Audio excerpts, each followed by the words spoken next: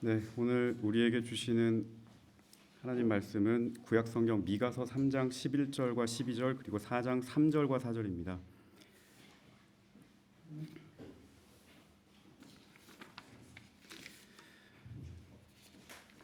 한 절씩 번갈아 가면서 읽고 마지막 절은 같이 읽도록 하겠습니다. 잠시만요. 제가 먼저 읽습니다. 그들의 우두머리들은 뇌물을 위하여 재판하며 그들의 제사장은 싹을 위하여 교훈하며 그들의 선지자는 돈을 위하여 점을 치면서도 여호와를 의뢰하여 이르기를 여호와께서 우리 중에 계시지 아니하냐 재앙이 우리에게 임하지 아니하리라 하는도다. 이러므로 너희로 말미암아 시온은 갈아엎은 밭이 되고 예루살렘은 무더기가 되고 성전에 사는 수풀의 높은 곳이 되리라.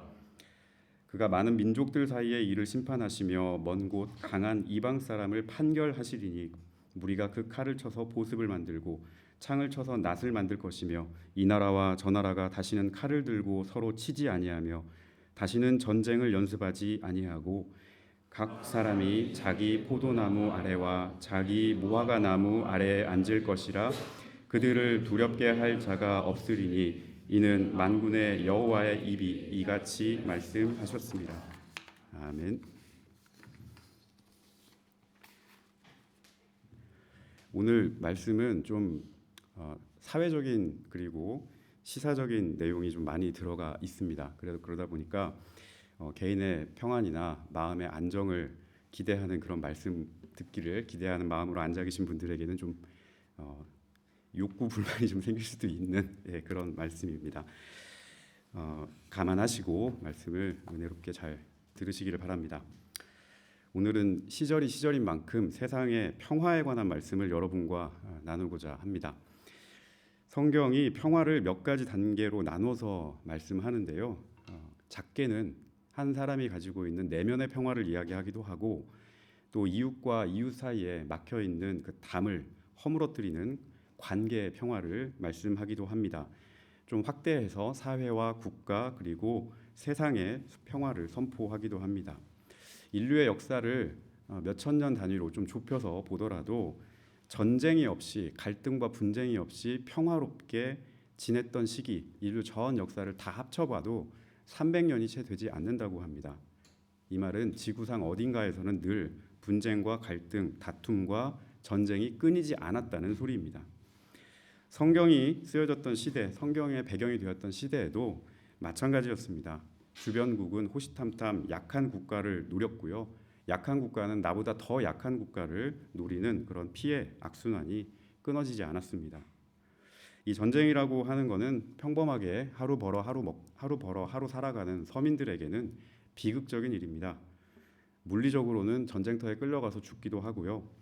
그 전쟁의 상흔으로 인해서 여러 가지 정신적으로 물리적으로 피해에 시달리기도 하고 그 사람을 바라보는 가족이라든지 이웃, 친구, 또 연인 2차 고통, 3차 고통에 시달리기 마련입니다.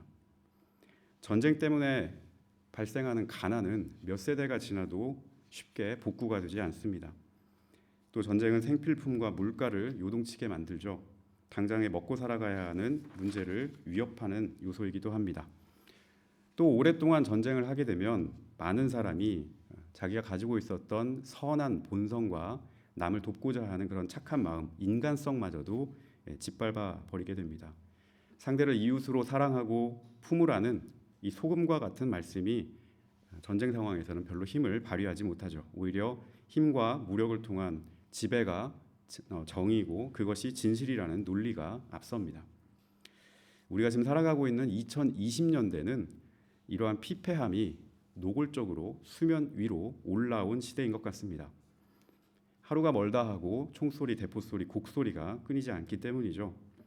전쟁 당사국뿐만 아니라 그 전쟁에 연루된 세계의 모든 나라, 모든 국민이 전쟁의 영향을 받습니다. 사실 평범한 우리 같은 사람들은 전쟁이 없는 평화의 시대를 늘 원합니다. 하지만 위정자들과 엘리트들의 귓가에는 그런 바람과 외침이 잘 들리지 않는 모양입니다. 전쟁의 비극이 바로 거기에 있습니다. 배 나온 노인네들이 탁상에서 결정을 하면 새파란 젊은이들이 적대감을 갖고 아무런 이유 없이 서로를 적으로 여기고 서로 죽고 죽여야 하는 비극이 바로 전쟁입니다. 오늘 우리가 함께 읽은 미가서 말씀에는 특히 3장에는 이러한 우두머리들을 규탄하는 하나님의 목소리가 울려 퍼지고 있습니다. 하나님께서는 미가 선지자를 통해서 사람들을 다스리는 통치자들, 우두머리들을 향해 말씀합니다. 정의를, 하나님의 정의를 아는 것이 바로 너희가 그 자리에 앉아있는 이유이고 너희의 본분이라고 그렇게 말씀합니다. 바르고 올바른 뜻을 행하기 위해 하나님께서 그 자리를 너희에게 주셨다라는 겁니다. 선을 사랑하고 악을 미워하고 백성을 위한 선한 정치를 펼치는 길이 위정자가 걸어야 할 길입니다. 그러나 미가가 살았던 시대에도 그런 위정자는 그렇게 많지 않았던 것 같습니다. 우리가 읽지는 않았지만 오늘 미가서 3장 3절 말씀을 보게 되면 미가 선지자는 이 우두머리들, 위정자들을 향해서 백성의 살을 발라먹고 그것도 모자라 가죽도 벗겨가고 심지어 뼈까지 사골국 끓여 먹듯이 우려 먹었다라고 그렇게 목소리를 높입니다. 쥐어짜고 또 쥐어짰다는 뜻입니다. 하나님의 큰 분노를 느낄 수 있는 말씀입니다. 이 선지자 미가는 본래 가드 모레셋이라고 하는 지역 출신인데 이 가드 모레셋은 남유다의 작은 시골이었습니다. 미가라는 사람의 가문은 유명한 가문 출신도 아니고 제사장이나 예언자 집안에서 나온 선지자도 아니었습니다. 그저 밭을 갈고 땅을 파서 살아가는 평범한 농부였고 노동자였습니다. 그래서 평범한 사람들의 시각에서 그들 편에 서서 하나님의 의로우심이 제대로 지금 이 나라 가운데 펼쳐지는지, 이스라엘과 유다의 지도자들이 하나님의 소중한 피조물인 이 백성들을 위한 선한 정치를, 의로운 정치를 펼치고 있는지 철두철미하게 점검하고 비판했습니다. 미가서가 총 7장인데 그중에 2장과 3장에 이러한 내용이 집약되어 있습니다. 2장과 3장에는 정치, 사회, 종교의 지도층을 이루고 있는 사람들, 이 지도층의 문제를 날카롭게 파고 들어갑니다. 물질에 미쳐 있고 물질에 미쳐 있는 것을 감추기 위해서 감언이설로 정신적인 것, 영적인 것, 하나님의 이름을 거짓말로 꾸며대는 그 사회, 모든 것이 망가진 겁니다. 이 모든 것이 망가진 시대를 한탄하면서 왜 우리가 이렇게 망가졌는지, 무엇 때문에 우리가 이렇게 추락하고 있는지, 어디서부터 그것이 무너졌는지, 그 망가진 상태를 위해서 더 유지하기 위해서 또 무엇을 망가뜨리고 있는지를 매우 적나라하게 고발합니다. 미가가 고발하는 그 두 가지, 가장 크게 보면 두 가지가 가장 큰 문제였는데, 첫 번째로 정치가 망가졌습니다. 정치를 하는 지도자들이 올바르게 다스리고 바르게 통치하는 이 통치에 관심이 하나도 없습니다. 오로지 어떻게 하면 백성을 더 벗겨먹을까, 그래서 얼마나 내 배를 불릴 수 있을까, 여기에 더 몰두합니다. 두 번째로 믿음과 영성과 정신을 관장하는 종교가 망가졌습니다. 사실 이게 더 큰 문제입니다. 미가서 3장 5절을 보게 되면 당시에 선지자들이라고 하는 집단들이 있었어요. 이 사람들은 오늘날로 치면 저와 같은 설교자들입니다. 하나님의 말씀을 사람들에게 잘 해석해서 선포하는 사람들인데, 이 사람들이 권력과 유착을 해서 권력의 정신적 지주 역할을 하고 그 사람들을 뒷받침하는 그런 역할을 하고 있다고 그렇게 말씀합니다. 부패죠. 종교인들의 부패입니다. 이들을 무엇이라고 칭했냐? 백성을 유혹하는 자들이라고 그렇게 말합니다. 달콤한 말로, 때로는 협박으로, 이러저러한 형태, 오늘날 용어로 말하면 가스라이팅 하듯이 그렇게 사람들의 영혼을 조종하려고 하는 자들입니다. 입에 물 것이 있으면 그들에게 평강을 이야기하고 그 입에 물 것이 없으면 전쟁을 준비한다라고 미가 예언자는 그렇게 말씀합니다. 쉽게 얘기해서 돈 주고 배 채워주고 먹을 것 주고 대접해주면 그 사람에게는 복 빌어주고 평화 이야기하고 잘 될 거라고 축복해주고 하나님의 보호하심과 인도하심으로 그 사람의 귀를 달콤하게 만들어주고 그 사람의 마음을 평화롭게 해줍니다. 하지만 그렇지 않은 곳에는 그 사람의 마음에 전쟁을 선포합니다. 망해라, 너 그렇게 하면 죽는다, 병 걸린다, 저주받는다, 하나님이 너와 같은 사람들하고는 그렇게 하면 함께하지 않는다, 이렇게 그 사람의 마음을 불편하게 하고 헤집어 놓는다는 말씀이에요. 하나님을 두려워하지 않기 때문에 이런 망언을 하는 겁니다. 하나님을 두려워하는 사람이 없고 그리고 하나님 뜻에 관심을 갖고 그 뜻에 맞게 살아가려고 하는 사람도 없습니다. 오직 나만 있을 뿐입니다. 나 하나 잘 먹고 잘 사는 일에 집중하고 내가 잘 살 수만 있다면 나머지는 다 도구가 될 수 있는 겁니다. 이웃도 없고 내 형제도 없고 가족도 없고 동포도 없는 거죠. 내 이익이 있는 곳에 진리를 선포하고 이익이 없는 곳에 저주를 선포하는 그런 모습이 당시 선지자들의 모습이었다고 미가 선지자는 말합니다. 바로 이것이 미가의 입에서 나온 그 당시 종교인들과 정치인들을 바라봤던 하나님의 시대 진단이었습니다. 물적으로나 영적으로 부패하고 타락한 이 지도층은 결탄코 백성들의 평화를 바라지 않습니다. 백성이 언제나 불안정하고 위기를 겪어야 그래야 자기 자리를 유지할 수 있기 때문입니다. 불안, 위기, 공포, 안정을 팔아야 정치적 입지와 종교적 입지를 다질 수 있습니다. 지금도 마찬가지죠. 정치와 종교와 보험 이 세 가지의 공통점은 뭡니까? 불안을 팝니다. 이 세 가지의 공통점은 불안해야 의지할 수 있기 때문입니다. 정치와 종교와 보험의 공통점, 불안을 판매한다. 외우세요. 미가 선지자가 이런 시대를 바라보면서 그리고 그 시대 한가운데 서서 시절을 굉장히 아파하면서 하나님의 뜻이 무엇인가를 물어가면서 오늘 4장 말씀에 보게 되면 주님의 평화를 선포하고 있습니다. 그런데 이것은 우리가 쉽게 달성할 수 있는 그런 평화나 우리가 쉽게 꿈꿀 수 있는 그런 평화가 아닙니다. 사람의 능력과 계산으로 도달할 수 있는 평화가 아니라 하나님께서 주인이 되시고 하나님께서 이끌어 가셔서 하나님께서 주도하셔서 이루실 참된 평화입니다. 우리가 오늘 미가서 4장 3절과 4절 말씀을 읽었는데 거기 말씀을 보게 되면 참 유토피아와 같은 그런 미래가 나오죠. 그런데 이것이 단지 그냥 막연하게 책상에 앉아서 유토피아 이랬으면 좋겠다 이런 미래 전망을 노래하는 게 아닙니다. 막연한 꿈을 노래하는 게 아닙니다. 지금 내가 처해 있는 이 현실, 전쟁과도 같은 이 어려운 상황을 바라보면서 직시하면서 그렇게 제 멋에 취해서 살아가고 있는 위정자들, 책임 있는 지도자들을 향해 하나님 말씀을 선포하면서 거기에 하나님의 진노의 잔이 쏟아질 것이고 그 진노의 잔이 쏟아진 이후에 하나님께서 친히 두 손으로 일구실 평화의 시대가 반드시 올 것이고 하나님을 따르는 진실한 사람들이 전쟁을 준비하는 사람들에 맞서 싸울 수 있을 그런 시대가 올 것이며 백성 한 사람 한 사람에게 다다라야 할 평화를 이루기 위한 그 행보와 질주를 주님께서 멈추지 않을 것이다 라는 현실적인 메시지입니다. 오늘 본문을 보게 되면 하나님께서 이루실 평화의 장면이 몇 가지가 나오는데 저는 크게 두 가지로 정리를 해보았는데요.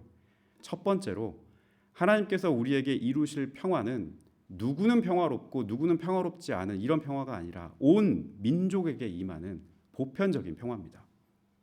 어떤 사람에게는 평화를 누릴 수 있고 다른 사람은 누리지 못하는 그런 편가르기식의 평화가 아닙니다. 심지어 하나님의 이름을 잘 모르는 이방인조차도 손을 함께 잡고 여호와의 산에 오르면서 주님의 법과 주님의 말씀에 나오는 그 평화를 누릴 수 있는 누구나 다 누릴 수 있는 그런 평화라고 말씀합니다. 우리 오늘 앞에 읽은 미가서 4장 3절 말씀 바로 위에 4장 2절 말씀에 이런 말씀이 있습니다. 제가 읽어드리겠습니다. 많은 이방 사람들이 가며 이르기를 오라 우리가 여호와의 산에 올라가서 야곱의 하나님의 전에 이르자 그가 그의 도를 가지고 우리에게 가르치실 것이니라 우리가 그의 길로 행하리라 하리니 이는 율법이 시온에서부터 나올 것이요 여호와의 말씀이 예루살렘에서부터 나올 것임이라. 주님의 길, 주님의 뜻, 주님의 도 다 같은 말인데요. 주님께서 이런 길을 누구에게나 다 이 평화의 길, 주님께서 열지시는 이 샬롬의 길을 누구에게나 다 열어 주시겠다는 말씀입니다. 주님께서 사랑으로 창조하신 피조물끼리 서로 다투고 죽고 죽이는 그런 이 길이 아니라 서로 화해하고 서로 하나가 될 수 있는 진정한 평화의 길을 열어주시겠다는 말씀입니다. 이 길이 그냥 믿는 사람만 걷는 특권이 아니라 이방인도 하나님의 지음을 받은 누구나 누릴 수 있고 배울 수 있는 길이라고 오늘 말씀합니다. 오늘날 많은 미디어와 학술지를 제가 이제 보게 되면 평화에 대해서 이야기하는 게 사라진 지 꽤 오래됐습니다. 거의 다 그런 얘기를 하지 않고 우리 평범한 대중들에게 평화를 가르치고 선전하지는 않고 오히려 갈등과 전쟁 분위기를 더 압도적으로 보도하고 연구합니다. 갈등이 왜 일어났는가 분석하고요. 갈등 양상에 대해서 이렇게 한다고 막 중계하고 무기 성능이 어떻다라고 그렇게 홍보하고 무기 판매에 대한 성과들을 찬양하고 그 효과들을 보는 이런 데 좀 더 집중하는 것 같습니다.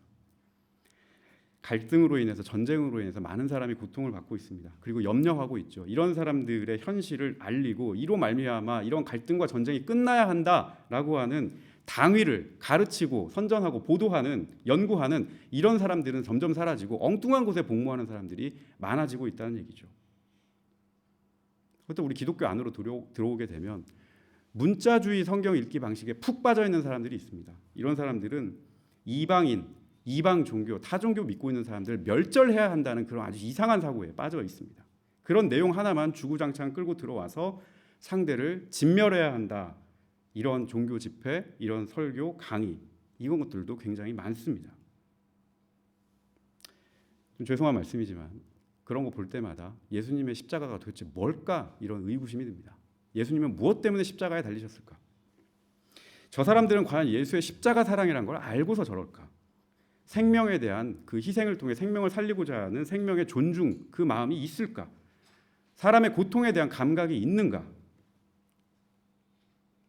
예수의 십자가 사랑, 생명에 대한 존중, 고통에 대한 감각이 전혀 없기 때문에 그런 용감한 말들을 강단에서 하고 있는 거라고 그렇게 봅니다. 모두가 오늘 미가 선지자가 고발하는 내 백성을 유혹하는 선지자들과 같은 그런 자들입니다. 하나님의 진리가 무엇인지, 그 진리가 미치는 범위가 얼마나 넓은지, 얼마나 그게 광대한지, 예수 십자가의 죽음이 우리 삶의 다양하고 복잡한 문제에서 얼마나 치열하게 고민해야 하고 얼마나 기도하면서 붙들어야 하는 문제인지 몇 번이고 좌절하고 넘어지고 되물어 보면서 하나님의 뜻이 무엇인지를 바라봐도 그것이 알까 말까한 그런 문제인데 그런 고민조차도 하지 않는 그냥 1 더하기 1은 2니까 2야 라고 생각하고 넘어가는 종교 기계입니다. 성경은 사치견산이 아니에요. 평화를 사랑하고 평화를 원하는 예수의 제자이고 예수의 자녀라고 한다면 입에 물 것을 주면 좋아서 따라가는 그런 전쟁 타령하고 전쟁을 찬양하는 현대판 거짓 선지자의 유혹을 철저히 외면할 줄 알아야 합니다. 유튜브에서 그런 거 보지 않으시기 바랍니다. 두 번째로 우리 하나님께서 만드는 평화는 모두가 풍요롭게 살아가는 번영을 약속합니다. 그런데 이 번영을 약속하기 전에 오늘 말씀을 보게 되면 하나님께서 온 민족의 일을 직접 심판하고 선악간에 판결하시겠다고 그렇게 말씀하셨습니다. 4장 3절 말씀을 한번 같이 읽어보도록 하겠습니다. 4장 3절입니다. 시작. 그가 많은 민족들 사이에 이를 심판하시며 먼 곳 강한 이방 사람을 판결하시리니 무리가 그 칼을 쳐서 보습을 만들고 창을 쳐서 낫을 만들 것이며 이 나라와 저 나라가 다시는 칼을 들고 서로 치지 아니하고 다시는 전쟁을 연습하지 아니하고. 아멘. 남의 나라 침략해놓고 남의 집 물건 뺏어놓고 시간 지났다고 그냥 아무것도 아닌 것처럼 유야무야 넘어가려고 하는 국가나 그런 민족에게 하나님께서 함부로 용서를 말씀하지 않겠다는 오늘 말씀입니다. 진정한 평화가 임하기 전에 그 행위에 정의냐 불이냐 이것을 명명백백하게 하나님께서 가리겠다는 말씀이기도 합니다. 그런 뒤에야 주님은 비로소 이 땅 가운데 전쟁을 연습하지 않을 것이라고 그렇게 말씀하셨습니다. 하나님께서 가꾸고 만들고자 하시는 진정한 평화의 세상은 하나님께서 우리 인간에게 만들어야 한다고 그렇게 요구하는 세상은 이런 순서가 분명합니다. 진정한 평화의 세상은 칼이나 창과 같은 무기로 이룰 수 있는 세상이 아니라 그 칼과 창을 전쟁 무기를 녹여서 낫과 보습, 농기구로 만드는 그런 세상입니다. 갖은 핑계와 구실 막 들이대면서 서로를 적대하고 위협하고 짓밟으려 했던 그런 모습에서 너와 나가 서로 사랑하고 공존하고 존중하면서 협력하면서 살 수 있는 그런 세상을 말합니다. 전쟁 준비하기 위해서 사람들 세금 걷어가지고 이런 비용 저런 비용 쓰면서 무기 사들이고 뭐 이렇게 늘려왔던 그렇게 각종 위험 자산들을 그 비용들을 사람들을 위해서 먹을 것과 사람들이 누릴 것과 사람들이 살 곳과 의복을 위해서 살 수 있는 방향으로 바꾸는 세상이 주님께서 원하는 보습과 낫으로 사는 세상입니다. 함께 살고 함께 기뻐할 수 있는, 이거 사자성어로 하면 공생공락이라고 하죠. 공생공락의 세상입니다. 지금 세상 돌아가는 상황을 보면 참 쉽지는 않습니다. 좀 암담해 보이기도 하고 각 나라마다, 힘 있는 나라마다 자국을 지키겠다고 안보 명목으로 무기 체계를 더 강화하고 있습니다. 실제로 여러 곳에서 국지전도 벌어지고 있고 또 더 심각한 타격을 위해서 국가 예산을 무기 제조하는 쪽에 더 투자하기도 합니다. 이러한 큰 그림 앞에, 큰 권세 앞에 참 우리는 무력한 한 인간일 뿐이라는 그런 생각도 듭니다. 또 힘없는 우리가 이 세상 안에서 할 수 있는 게 무엇이 있을까? 우리 그리스도인이 사랑 이야기하고 평화 이야기하지만 실제 세상은 그런 것들이 효력이 없는데 과연 우리는 무엇을 할 수 있을까? 하나님께 뭘 아뢰 수 있을까? 늘 고민하고 또 기도합니다. 그러면서 오늘 미가 선지자와 마찬가지로 하나님의 의와 하나님의 통치 상황을 직접 바꾸고 또 만지시는 그 하나님의 역사가 임하기를 그저 소망하고 기도할 뿐입니다.